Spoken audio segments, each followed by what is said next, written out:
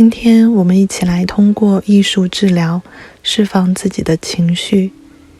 我们需要准备的材料有画笔、颜料，任何你喜欢的。我今天选择蜡笔和彩铅来画。接下来准备属于你的空间，你也可以放一些自己喜欢的事物在旁边。我喜欢各种各样的石头，当然你也可以选择蜡烛、鲜花、植物或者水晶，把它们放在附近。开始绘画前，可以做一个简单的静心，祈祷这次绘画能够带给你对自己更多的了解。当你准备好了，就可以开始绘画了。我常常从一个圆圈开始，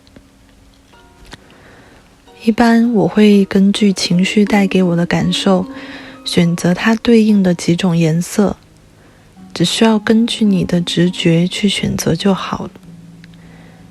然后跟随你的身体去画。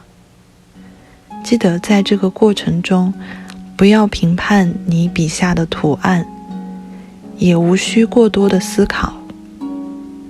请相信你的身体，它会带你选择颜色，带你画出形状，去感觉你在画每一个不同部分的力度，还有心情。在画到某些地方的时候，你的情绪可能会发生改变，而在另一些地方，你一边画一边会觉得释放，去体验它就可以了。我运用艺术治疗中的心灵书写和绘画疗愈，帮助自己和他人度过了非常多的情绪，甚至低谷。我们发现这么做也是用一种美好的方式去陪伴自己，去回应生命过程中你感到孤独的时刻。最重要的是，你发现通过自己的内在智慧，就足够去发现和发掘你现在正需要的那一个答案。当你觉得差不多了，放下笔，你可以仔细观察这一张画，回顾一下在画面上你对哪一些部分是感到印象深刻，并且有所觉察的。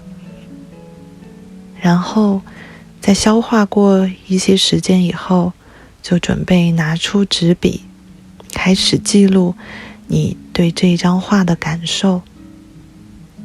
当你不知道写什么时，就从画面里那些让你觉得印象深刻的部分入手，用心去连接这些从潜意识被带出的图案。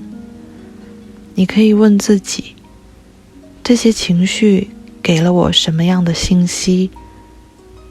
这些画面让我联想到什么？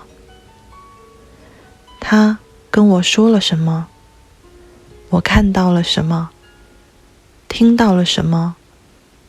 过程中有没有闻到什么？就顺着流动和你的感受一点一点地写下去。很多答案会在写作的过程中，伴随着一些看上去无用的字句，而迸发出非常多的灵感以及解答。当你觉得写得差不多，可以把画面转90度或者180度，再重新去看一看，你还会发现什么新的信息。绘画结束后的自由写作是非常重要的，它可以帮助我们从潜意识整理出对我们的现实生活有明确作用的信息。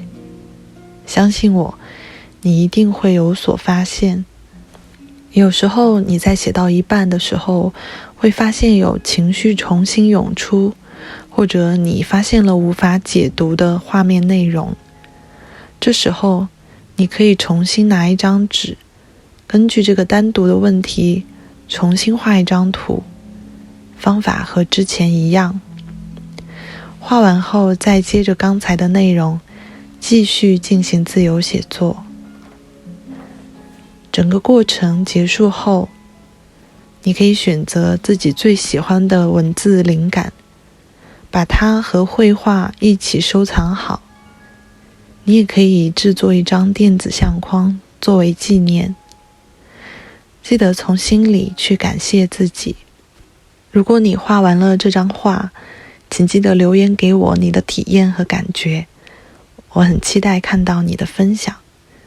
那我们下一次再见。